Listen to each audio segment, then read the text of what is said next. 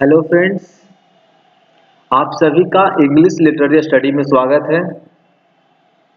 आज हम लोग रघुकुल तिलक के द्वारा लिखी गई पुस्तक a short history of English literature की पाठ संख्या 2 पढ़ेंगे। तो हमारा पार्ट नंबर सेकंड है द एज ऑफ शेक्सपियर।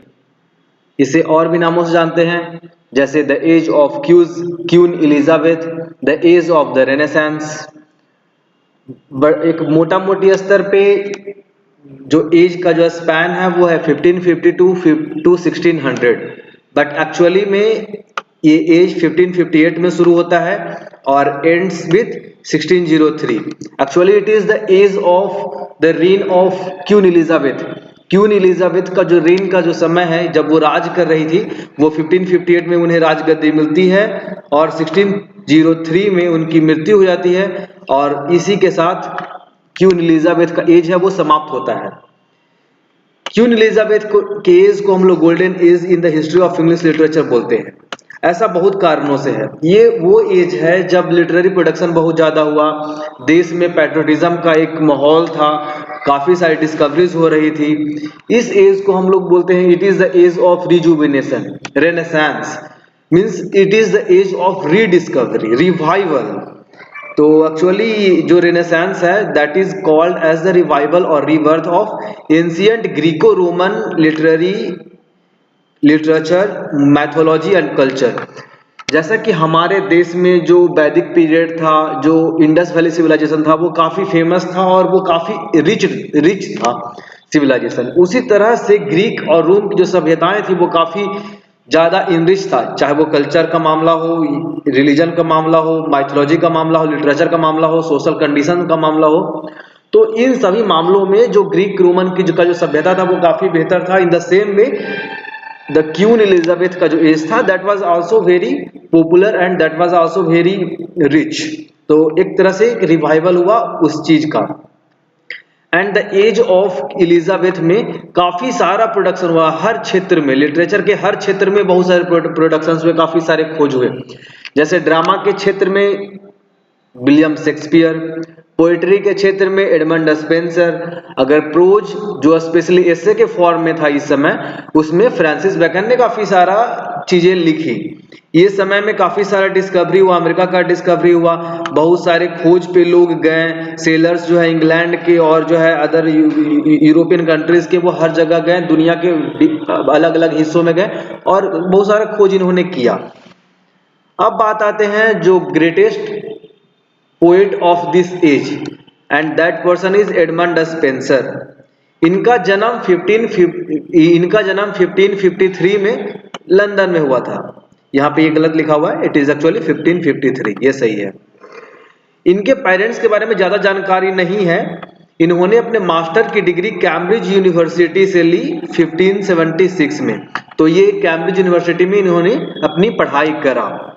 ये कोर्ट से काफी ज्यादा मतलब कनेक्टेड थे और उस समय के बहुत सारे वे लोग जो लिटरेरी पर्सन थे, उस समय के वे लोग जो लिटरेचर से जुड़े हुए थे, उनसे इनके ताल्लुकात थे।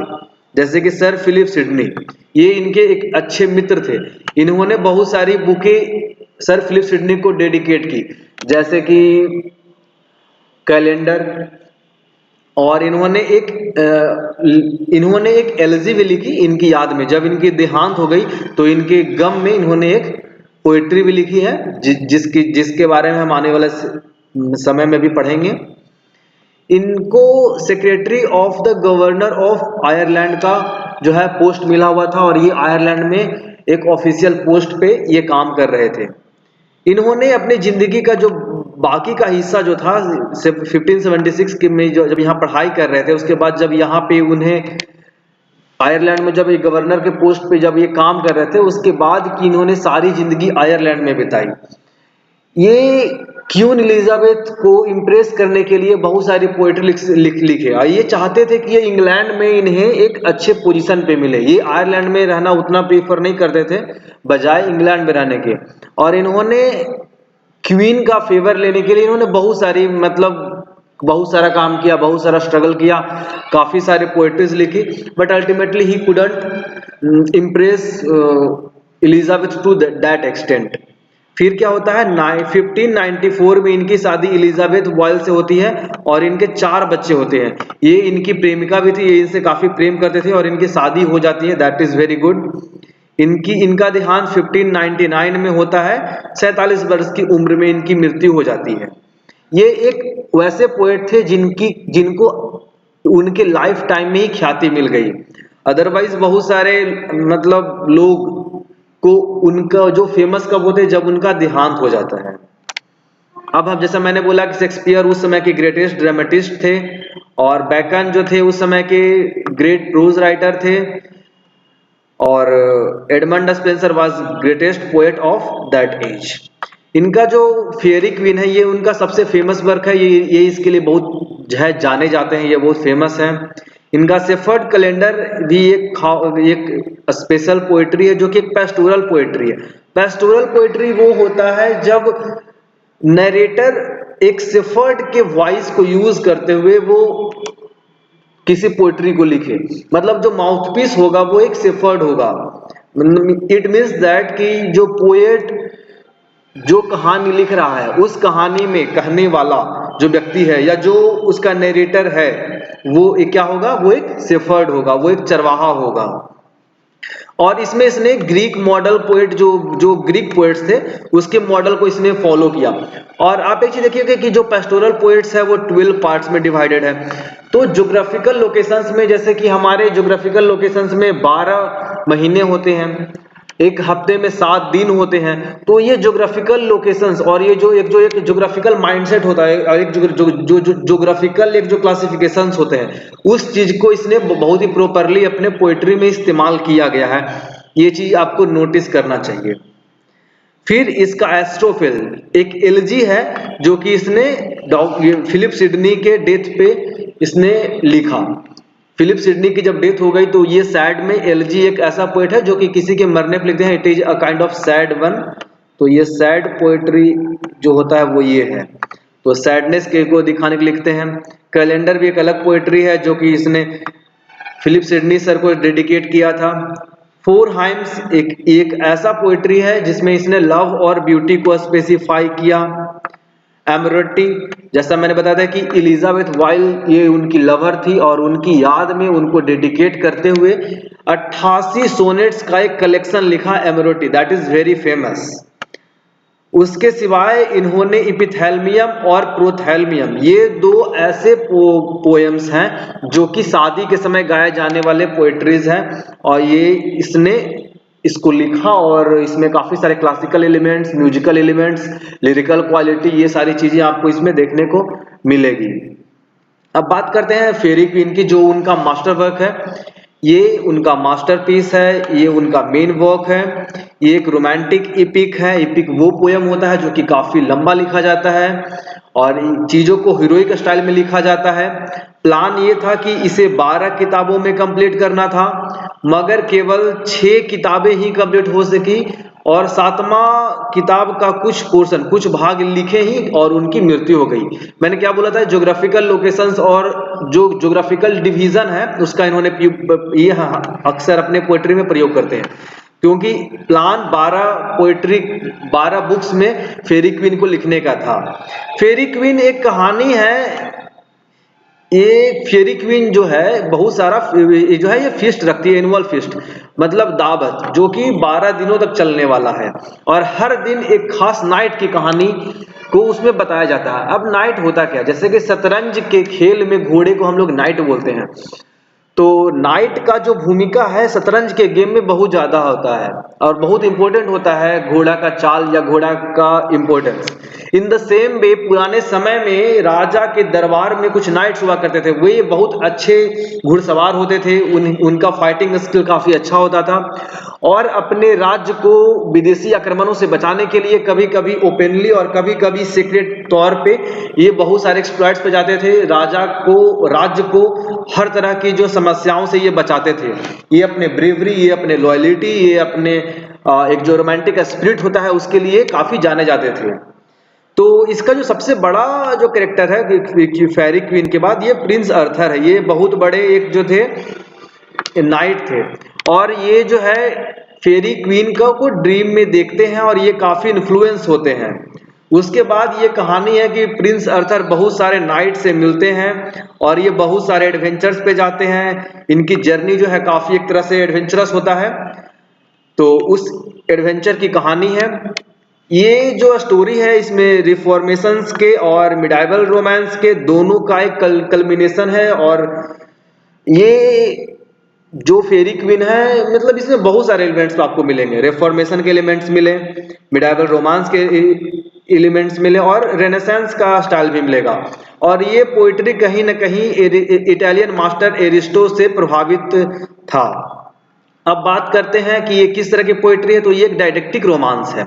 डायडेक्टिक इज समथिंग जब आपको कुछ सिखाया जाए, कुछ मोरल वैल्यूज दिया जाए। डिडक्टिक मीन समथिंग टू टीच। अगर आपको कोई चीज इसलिए बताया लिखा गया है ताकि आप उससे कुछ सीख सकें। जैसे कि विष्णु पंचतंत्र जो लिखा गया था विष्णु शर्मा के द्वारा, वो एक ऐसी स्टोरीज है जिससे बच्चे काफी कुछ सीखने को मिलता है। तो ये जो बुक है वो काफी कुछ सीखने के लिए, तो that is didactic, to teach something. A romance because there are some romantic elements in this poet and the theme of the poem is also love, so इस कारण से इसे डायडेक्टिक रोमांस कहते हैं।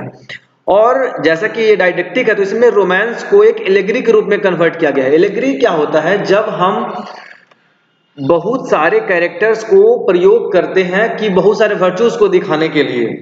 जैसे कछुआ और खरगोश की कहानी में कछुआ एक सिंबल है। एक ये सिंबल क्या है कि आप अगर रिकंटिन्यूअस अगर आप काम कर रहे हो तो आप सक्सेस पा जाओगे। तो यहाँ पे कैरेक्टर्स के प्रयोग के जरिए हम बहुत सारे वर्चूज को बताने की कोशिश करते हैं। तो the same thing happens here also. तो यहाँ पे 12 जो नाइट हैं और ये 12 कार्डिनल वैल्यूज को जो है एरिस्टोटल के फिलॉसफी के 12 कार्डिनल वैल्यूज को ये रिप्रेजेंट करते हैं। और हर जो नाइट है वो अपनी कुछ न कुछ कहानियां बताता है। एक सबसे बड़ा समस्या इस बुक का ये है कि स्पेंसर इसमें एक डल स्टोरी टेलर है। और जब आपकी स्टोरी टेलिंग डल होगी तो it will not be much attractive. But on the second hand जो ब्यूटी को प्रेजेंट करने का जो इनका मैनर है वो काफी अच्छा है। बहुत अच्छे तरीके से इन्होंने पिक्चर को प्रेजेंट किया है। जो पिक्टोरियल पावर है इनका ये काफी अच्छा है। तो इस तरह से ये जो पोइट्री था वो काफी इन्फ्लुएंशियल था। और ये इस पोइट्री से फेरी क्वीन से बहुत सारे पोइट्स ने बहुत कुछ सीखा। और देखेंगे आने वाले समय में कि इससे इन्फ्लुएंस होकर लोगों ने बहुत सारी पुस्तकें इससे लिखी। उसके बाद बात आती है कि स्पेंसर क्यों अच्छे हैं और इनके बारे में और इनकी पोएट्रीज के बारे में या एज ए पोएट इनको हम कैसे देख सकते हैं। तो Spencer, so Edmund Spenser is called a poet's poet because he was a kind of writer जिनकी कविताओं को समझ पाना आम जनता के लिए, आम लोगों के लिए उतना आसान नहीं था, उतना संभव नहीं था। ये इनकी पोएट्रीज एक लर्नेड पर्सन, जो पढ़ा लिखा समझदार आदमी है वही समझ सकता था। तो इसीलिए इन्हें कहते हैं कि ये पोएट्स के पोएट थे, ये कवियों के कवि थे, आम जनता के कवि नहीं थे ये। जबकि जोफ्री चौसर वो क्या कहते हैं, वो आम जनता की, आम लोगों के लिए, वो जनरल पीपुल के पोएट थे वो। चार्ल्स लैम्ब ने इन्हें उपाधि दी, जो कि एक बहुत बड़े एसेइस्ट हैं। चार्ल्स लैम्ब ने स्पेंसर को कहा कि ही वाज पोएट्स पोएट। इनका जो शेफर्ड्स कैलेंडर था जिसके बारे में ऑलरेडी जिक्र किया था, ये बहुत ही फेमस वर्क था इनका। इन्हें Prince of poets of his time कहते हैं। तो ये भी बात है, इनको एक और उपाधि दी गई, प्रिंस ऑफ पोएट्स। इसके बाद पोप ने इनकी काफी बड़ाई की, इनकी काफी ज्यादा इनकी बड़ाई की। इनके बारे में कहा जाता है कि no man was ever born with a greater genius और more knowledge to support it. जो पोएट्रीज इन्होंने लिखी उस पोएट्री के कंटेंट को सपोर्ट करने के लिए इनके पास काफी नॉलेज था, ये काफी जीनियस थे। इन्होंने ग्रीक माइथोलॉजी और जो बहुत सारे जो मतलब जो एक हिस्टोरिकल बैकग्राउंड होता है उसको इन्होंने बहुत अच्छे तरीके से पढ़ा। ग्रीक रोमन का इनको बहुत अच्छा नॉलेज था। जेम्स थॉमसन जो कि एक प्री रोमांटिक पोएट है, इन्होंने जो है इन्हें कहा था माय मास्टर स्पेंसर। ये स्पेंसर से काफी प्रभावित हुए थे और जो रोमांटिक एलिमेंट्स जो थे वो इन्होंने एडमंड स्पेंसर से काफी कुछ लिया था। इसीलिए ये स्पेंसर को बोलते हैं माय मास्टर स्पेंसर। किट्स और प्री रेफलाइट जो पोएट्स थे, प्री रेफलाइट जो जो ये वो ग्रुप ऑफ पोएट्स हैं जिन्होंने पोएट्री के बारे में बोला था या लिटरेचर के बारे में बोला था कि literature is written for its own sake, means art for art sake. Art का हमारे लाइफ में कोई मोरल पर्पस नहीं होना चाहिए, बल्कि एक थिंग ऑफ ब्यूटी जो है फॉर एवर, मीन्स एक जो सुंदर चीज होता है वो हमेशा अट्रैक्टिव होता है और हमें उसकी सुंदरता पे फोकस करना चाहिए। तो जो बर्ड पेंटिंग है और पिकारेस्क्यू डिस्क्रिप्शन है, मतलब चीजों को कैसे डिस्क्राइब करते हैं, एक जो पिक्टोरियल डिस्क्रिप्शन है किसी इवेंट का, किसी मतलब किसी नॉलेज का, उस चीज को इन्होंने जो है स्पेंसर से लिया। सैली और बैरन किट्स की बात करें तो ये इनसे इंस्पायर होकर के स्पेंसरियन स्टैंजा लिए और इस स्टैंजा का उन्होंने काफी ज्यादा प्रयोग किया। इनकी लर्निंग की बात करें तो ये काफी लर्नेड व्यक्ति थे, काफी जो जाने माने व्यक्ति थे। इनको लिटरेचर और माइथोलॉजी का काफी ज्यादा नॉलेज था। एंशिएंट ग्रीक और रोमन के जितने भी लिटरेचर थे, जितने भी जो पुरानी जो माइथोलॉजी थी, इन सभी चीजों को इन्होंने अच्छे से पढ़ा। इवन इनका आर्केइक वर्ड्स का ये ज्यादा प्रयोग किया करते थे जो कि लैटिन वगैरह से लिया जाता था। तो इनको डिफरेंट जो है लैंग्वेजेस का भी एक अच्छा नॉलेज था इनके पास। अब कहते हैं ना, Spencer is not for the common man, जैसा मैंने बोला था ये कॉमन मैन के लिए नहीं थे, बल्कि ये कुछ खास वैसे लोगों के लिए थे जो पढ़े लिखे हैं, जो समझदार व्यक्ति हैं। It is not a poet for layman but for poets and scholars. तो ये पोएट्स और स्कॉलर्स के लिए लिखे जाते थे, सिर्फ इनको पोएट्स और स्कॉलर्स ही समझ सकते थे। Spencer is called the poets poet, जैसा हमने बोला, ये आपको ध्यान रखना, ये एग्जाम से पूछे जा सकते हैं। And he is called the second father of English poetry. तो who is the first father of English poetry? तो हमने पढ़ा था Geoffrey Chaucer is called the first father और the father of English poetry. तो जियोफ्री चौसर को हम लोग फादर ऑफ इंग्लिश पोएट्री भी बोले, father of English language and father of English literature. अगर ये तीनों क्वेश्चन आता है कि फादर ऑफ इंग्लिश लिटरेचर कौन है, लैंग्वेज कौन है या पोएट्री कौन है, तो ये जियोफ्री चौसर होगा। And Spencer is called the second father of English poetry. ये आपको शायद ही किसी दूसरे बुक में पढ़ने को मिले। उनका मानना था कि पोएट जो है वो एक गॉड के द्वारा क्रिएटेड है, वो एक गॉड की तरह गॉडली फिगर है और इसीलिए उनके अंदर कुछ इमोर्टैलिटी रहता है। एंड शेक्सपियर ने भी इस बात का कहा कि हम भले मर जाएं, but through my poetry I will alive, और whoever is my beloved, मैं जिसे प्यार करता हूं, अगर मैंने अपनी कविताओं में उसका वर्णन किया तो वो मर सकती है, उसकी ब्यूटी मर सकती है, but through my poetry she will survive. तो कुछ इसी तरह की बात जो है यहाँ पे स्पेंसर भी करते हैं। तो poetry was the language of God according to him. उनका मानना था पोएट्री जो है वो भगवान का जो है भाषा है, भगवान की भाषा है। उनका नोबेल अचीवमेंट बहुत ज्यादा था, क्योंकि वो जो स्पेंसर का एज था वो एक पैट्रियोटिज्म का, देशभक्ति का जो एक एज था, और उस चीज को भी ये काफी हद तक जो है लेके जाते हैं। आयरलैंड को जिस तरीके से उन्होंने प्रेजेंट किया वो इनके देशभक्ति को दिखाता है। स्पेन से उस समय काफी ज्यादा युद्ध चल रहा था, नेवल लेवल पे जो है काफी सारा युद्ध चल रहा था, और उस समय स्पेन काफी स्ट्रांग था। But even then queen Elizabethan ने काफी जो है एक अच्छे तरीके से तैयार किया अपने सेना को, और अल्टीमेटली ये जीत पाते हैं। स्पेंसर की पोएट्री जो है स्टाइल में और थॉट में और जो इनकी जो विभिन्नताएं हैं उसमें ये काफी अच्छा है, जिस कारण से भी ये काफी जो है फेमस हुआ और ये लोग इसे काफी पसंद किए। His passion for beauty and bird painting. तो उनका जो पैशन था, उनका जो जुनून था कि हम चीजों को एक ब्यूटीफाइड मैनर में प्रेजेंट करें, और बर्ड्स को बहुत प्रॉपर्ली यूज किए। इन्होंने बर्ड्स के राइमिंग्स का इस्तेमाल किया, जो कि रिफ्रेन का यूज किया, जो कि म्यूजिकल इन नेचर था, काफी लिरिकल क्वालिटी था, जो है ब्यूटी का और मोरालिटी का एक जबरदस्त मिक्सचर ये प्रेजेंट करते हैं। ये आर्केइक वर्ड का प्रयोग करते हैं। आर्केइक वर्ड वे वर्ड होते हैं जो कि एंशिएंट टाइम में जैसे लैटिन में या फिर ओल्ड इंग्लिश में यूज किया जाता था, वो वर्ड्स उसको लैटिन के फॉर्म में, उसको फ्रेज के फॉर्म में यूज करना।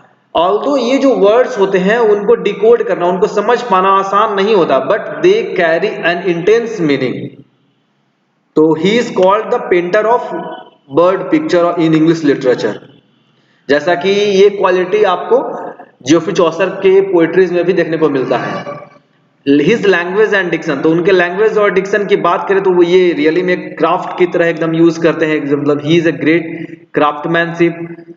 और उन्होंने नए नए वर्ड्स को क्वाइन भी किया था। बहुत सारे वर्ड्स उन्होंने फ्रेंच और इटालियन लैंग्वेज से निकाला और उनको फ्रीली जो है अपने पोएट्री में यूज करते हैं। उनका वर्सिफिकेशन की बात करें तो इन्होंने एक स्टैंजा, स्पेंसरियन स्टैंजा खुद से लिखा जो कि काफी फेमस हुआ। 9 लाइन का ये स्टैंजा है जो कि वेरी डिफिकल्ट टू हैंडल, और फिर भी इन्होंने बहुत ही स्मूथली इस चीज का प्रयोग किया। तो इस तरह से अब हम आते हैं कि उस समय एलिजाबेथन के समय में, in the age of Elizabethan, जो सॉन्ग्स और लिरिक्स जो लिखा गया उसकी क्वालिटीज क्या थी। तो सबसे पहले उस समय इंग्लैंड को नेस्ट ऑफ सिंगिंग वर्ल्ड कहा जाता था। एक्चुअली बात ये था, ऐसा क्यों कहा जाता था, क्योंकि उस समय हर कोई खुशी से जो है हर कोई कंपोज कर रहा था poetry. Everyone was interested in listening to the poems को सुनने में, उसको डिस्कस करने में, उसको समझने में, ये लोग काफी लोग इंटरेस्टेड थे। उस समय की एक फेमस एंथोलॉजी है टोटल्स मिसलेनी। एंथोलॉजी क्या होता है? It is a collection of poetries. Anthology, तो पोएट्री के कलेक्शन को एंथोलॉजी बोलते हैं। तो टोटल्स मिसलेनी और जो था 1558 का, ये एक फेमस एंथोलॉजी था। इसे हेनरी हॉवर्ड और अर्ल ऑफ सरे ने इसे लिखा था और बहुत सारे लोग इसमें कंट्रीब्यूट किए थे। जो मेन थीम था उस समय के पोएट्रीज का वो लव, रिलीजन एंड नेचर था, और खास करके लव था। तो उस समय के पोएट्स क्या थे कि हर कोई पोएट्री लिख रहा था, भले आर्टिफिशियल हो, लिरिकल क्वालिटी हो बट उतना लिरिकल ना हो, भले ही मैं प्यार में ना हूं but even then I am writing love poetries. तो उस समय ये सारी चीजें आपको देखने को मिलेगी। और इंग्लैंड में रेनेसा आने से पहले इटली में रेनेसा था, तो बहुत सारा इटालियन रेनेसांस का इन्फ्लुएंस भी आपको देखने को मिलेगा। जो सोनेट का जो कॉन्सेप्ट है वो भी आपको लिया गया था इटली के से ही। अब देखते हैं उस समय क्या क्या जो खूबियां हैं, क्या क्या कैरेक्टरिस्टिक्स है, क्या फीचर्स हैं उस समय के पोएट्रीज को। तो उस समय का जो पोएट्री था वो काफी जो है रूड था, एक तरह से अनक्लियर था, अनरिफाइंड था, कोर्स था। तो ये सारी चीजें आपको जो है यहाँ पे देखने को मिल जाती है। तो सेकंड इसका क्वालिटी जो है वो, ये जो नेचर था वो काफी आर्टिफिशियल था। इनकी पोएट्रीज में काफी आर्टिफिशियलिटी थी, क्योंकि ये जो लिखते थे वो रियली में वो चीज फील नहीं करते थे, but even then they were writing those things. इनका जो लिरिकल क्वालिटी इनमें काफी सारा मिलता है। ये लव की बात करेंगे विदाउट बीइंग लवर्स, नेचर की बात करेंगे, लेकिन ये रियली में नेचर के प्रति वैसा कोई फील नहीं करते हैं। तो ये चीज आपको देखने को मिलेगा। फिर ये जो लिरिक था वो रोमांटिक, जो एलिजाबेथन लिरिक है वो रोमांटिक लिरिक से ये डिफरेंट है। क्यों? क्योंकि इसमें स्पॉन्टेनियस फ्लो ऑफ फीलिंग्स को ये नहीं इसमें मिलता है आपको। एक मोरालिटी जो है पोएट्री में जाता है। तो बहुत बार ऐसा देखने को मिलता है कि जब भी मोरालिटी को जबरदस्ती इंपोज किया जाता है तो पोएट्री में वो पावर और वो वैल्यू नहीं रह जाता है। एक और बात कीजिएगा कि इसमें एक म्यूजिकल क्वालिटी थी, इलिटरेशन प्रेजेंट था। तो ये सारा मतलब something that is good for the poetry. फिर बात करते हैं एलिजाबेथन सोनेट की। जैसा मैंने बोला था कि सोनेट जो था वो इटली से लिया गया, खास करके वो पोएट पेट्रार्क की बहुत बड़ी भूमिका है ये सोनेट को लाने में, और इटली से ये जो है यहाँ पे लाया गया। जो पेट्रियार्कन सोनेट है वो 14 लाइन की एक पोयम है जिसे 2 भाग में डिवाइडेड होता है। पहला जो भाग है वो ऑक्टेव होता है जो 8 लाइन्स की पोएम्स होती है, और दूसरा जो होता है वो सेट होता है, ये 6 लाइन के पोएट्स मतलब लाइन की एक स्टैंजा होता है। तो ये 2 स्टैंजा में डिवाइडेड होगा। एक सोनेट जो है, एक सोनेट सीक्वेंस उस तरह के पोएट्री को बोलेंगे जो 14 लाइन का कंपोज्ड है। ये 2 स्टैंजास में बटा हुआ है। पहला स्टैंजा 8 लाइन का होगा जिसे ऑक्टेव बोलते हैं, और जो दूसरा स्टैंजा होगा वो 6 लाइन का होगा जिसे हम सेट बोलते हैं। अब बात करते हैं थॉमस ब्याट और अर्ल ऑफ सरे। तो ये 2 फेमस लोग हैं जिन्होंने सबसे पहले सोनेट फॉर्म को इंग्लिश लिटरेचर में यूज किया। तो सर थॉमस ब्याट जो थे वो उन्होंने इटली से सोनेट फॉर्म को लिया, और हेनरी हावर्ड और जिनको अर्ल ऑफ सरे की उपाधि मिली हुई है, इन्होंने इंग्लिश सोनेट फॉर्म को इन्वेंट किया। इन्होंने कुछ चेंजेस किए पेट्रियार्कन सोनेट से और इंग्लिश फॉर्म में इसका प्रयोग किया। हमने ऑलरेडी पढ़ा था कि टोटल्स मिसलेनी 1558 में जो एक कलेक्शन ऑफ पोएट्री है, इनमें इन्होंने काफी सारी चीजें कंट्रीब्यूट की और ये जो थे इस चीज को पब्लिश करवाए। सर फिलिप सिडनी का नाम हमने पढ़ा था कि sir Philip Sidney Edmund Spenser के बहुत अच्छे दोस्त थे और सर फिलिप सिडनी को डेडिकेट करते हुए एडमंड स्पेंसर ने अपनी पोएट्रीज लिखी। ये जो है एस्ट्रोफिल एंड स्टेला, इनका एक जो है ये फेमस एक सोनेट सीक्वेंस है जिसके लिए जाने जाते हैं। ये 1591 में पब्लिश हुआ। सर फिलिप सिडनी ने एस्ट्रोफिल एंड स्टेला पेनिलोप को डेडिकेट करते हुए लिखा। पेनिलोप को ये बहुत प्यार करते थे, लेकिन ये जो रियलाइज हुआ कि ये उनको बहुत प्यार करते, ये बहुत लेट से हुआ और पेनिलोप की जो है शादी लॉर्ड रिच नामक एक राजा से हो गई थी। तो अब जो है उनकी शादी हो गई है और अब उनको रियलाइज होता है कि वो पेनिलोप से बहुत प्यार करते हैं और उसी प्यार को दिखाने के लिए ये जो है ये सोनेट लिखते हैं। इसमें ये दिखाते हैं कि किस तरह से वो मतलब पूरी तरह से ब्रोकन हो गए हैं, पूरी तरह से टूट गए हैं, वो काफी जो है सॉरोफुल है, वो काफी सैड है और जो एक गम होता है किसी को नहीं पाए, जब आप किसी को चाहते हो तहे दिल से और आप उसे नहीं मतलब अचीव कर पाए, जब उसे आप हासिल नहीं कर पाए, तो उस गम को दिखाते हुए ये चीज लिखा गया है। तो सोनेट्स जो है ये काफी फैशनेबल तरीके से उस समय लिखा जाता था। फिर से स्पेंसर की बात की गई है तो ऑलरेडी हम ये सारी चीजें पढ़ चुके हैं। उनके अमोरिटी जो 88 लाइन की एक जो है 88 सोनेट्स का जो एक कलेक्शन है, इसमें सोनेट्स स्पेंसर ने लव और जो है एलिजाबेथन वॉइस जो इनकी वाइफ बनती है आगे चल के, उसके लव को इन्होंने एक्सप्रेस करा है। इनके पोएट्रीज जो है वो 3 क्वाड्रेंट में जो है डिवाइडेड है। इन्होंने एक स्पेशल तरह की जो है सोनेट सीक्वेंस में निकाली जिसको हम लोग स्पेंसरियन सोनेट बोलते हैं और ये 9 लाइन्स की पोएट्री होती है। That is very difficult to handle. Pure love की इन्होंने बहुत सारा जिक्र किया है। उसके बाद ये जो है इनकी प्यूरिटी और सेरेनिटी, जो एक शालीनता है, जो शुद्धता है, उसके लिए ये जाने जाते हैं। तो ये सारी चीजें आपको देखने को मिलेगी उनके पोएट्रीज में। अब बात करते हैं विलियम शेक्सपियर के बारे में। तो विलियम शेक्सपियर भी काफी सारे सोनेट्स लिखे थे और इनका सोनेट्स फॉर्म भी अपने आप में अलग है, इसलिए इनके सोनेट फॉर्म को शेक्सपियरियन सोनेट फॉर्म भी बोलते हैं। और इन्होंने 154 सोनेट्स लिखी थी। इसमें इन्होंने एक कुछ यूथ एक है उसको डेडिकेट किया और बाकी सारी पोएट्रीज इन्होंने एक डार्क लेडी को कॉन्सेप्ट को भी इन्होंने डेडिकेट किया था। इनके सोनेट 1609 में पब्लिश हुए। और इनकी पोएट्री की बात करें तो इन्होंने बहुत सारे पोएट्रीज लिखी हैं। बहुत सारे 2 पोएट्री लिखे हैं, द रेप ऑफ लुक्रीज और एक वीनस एंड एडोनियस। उसके बाद 154 सोनेट्स इन्होंने लिखा। ये काफी परफेक्शन है और ये इनके जो यूज ऑफ लैंग्वेज है, इनका वर्सिफिकेशन है। Versification means the way the things are मतलब अरेंज्ड, तो ये इनका काफी बढ़िया है। सेंस और साउंड का काफी गुड मिक्सचर है। लव के बारे में ये बहुत सारी चीजें लिखे हैं अपने पोएट्री में। तो ये सारी चीजें इनके पोएट्री की बहुत मतलब एक स्पेसिफिक फीचर्स है। अब बात करते हैं लास्ट में सम अप करते हुए कि क्या क्या फीचर्स थे इस एज के पोएट्रीज का।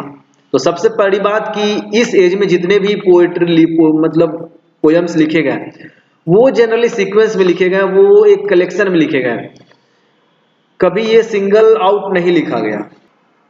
दूसरी बात ये बस इसलिए लिखा गया क्योंकि हमको लोगों को पसंद था लिखना। इस कारण से इस समय की जो बहुत सारी जो पोयम्स थी वो आर्टिफिशियल इन नेचर थी, वो सिर्फ फैशन के लिए लिखा गया, इसलिए लिखा गया बस क्योंकि लोगों को लिखने का इच्छा था। तीसरी बात है कि पेट्रियार्कियन जो है कॉन्वेंशन को फॉलो किया गया। धीरे धीरे जो है शेक्सपियर हो गए या फिर आपके एडमंड स्पेंसर हो गए, इन्होंने अपने स्टाइल में भी चीजों को लिखा। ये एक तरह का इमिटेशन था, लोग बस फॉलो कर रहे थे फ्रेंच और इटालियन मॉडल को। जिस तरह से फ्रेंच और इटली में लोग पोएम्स लिख रहे थे, in the same way this were written. तो कॉन्वेंशन का काफी ज्यादा अमलगमेशन था, कॉन्वेंशनल चीजों को काफी मतलब फॉलो किया गया, तहजीब दिया गया। इंग्लिश फॉर्म ऑफ सोनेट धीरे धीरे इस्तेमाल होने लगा। जो थीम था वो जनरली लव था और जनरली ये जो लव उस तरह के जो एक वैसी लेडी जिनकी शादी हो चुकी है और आप लिख रहे हो कि how you are not able to achieve her, और वो एक जो गम होता है उस चीज को, जो प्यार को में जो असफलताएं होती है या प्यार में जब कोई मुकाम हासिल नहीं कर पाता है, उस चीज को एक्सप्रेस करने के लिए यहाँ पे ज़्यादातर जो है पोयम्स लिखे गए। यहाँ पे इमेजिनेशन बहुत ज़्यादा दिखाया गया है, कन्फ्लिक्ट ऑफ इमेजिनेशन है। और एक यहाँ पे एक स्टेटमेंट है, Helen's beauty in a brows Egypt. तो आप देख सकते हैं कि किस तरह से जो है इमेजिनेशन का प्रयोग किया गया। हेलेन को जो है इजिप्ट के ब्रो से कंपेयर करना, तो that is very unique in one sense. या ये जो पोयम्स है वो काफी म्यूजिकल है, ऑल्दो जो ये लिरिक है वो उतना प्राइम लेवल का नहीं है, but although it is good and to some extent it is very fine. जैसा मैंने बोला था कि ये क्रूड है, अनरिफाइंड है, क्लज़मी है, अनक्लियर है, आर्टिफिशियल है, अननेचुरल है। तो इस तरह से हम देखते हैं कि ये जो कई एडमराइज मतलब एक बड़ाई करे, उससे ज्यादा ये एक लाफ्टर का एक रीजन बन जाता है। तो एक कह सकते हैं कि ये एक शानदार शुरुआत था पोइट्री की दुनिया में। पोइट्री को एक नया लेवल मिला एज ऑफ एलिजाबेथन में, तभी तो हम लोग इसे एज ऑफ रेनेसेंस बोलते हैं। तो आप सभी का शुक्रिया सुनने के लिए, और आप इसी तरह से जुड़े रहें। आगे आने वाले समय में हम और भी आगे वाले चैप्टर्स को हम लोग कवर करेंगे। तो मैं आपसे रिक्वेस्ट करूंगा कि please share, subscribe and like the channel. Thank you.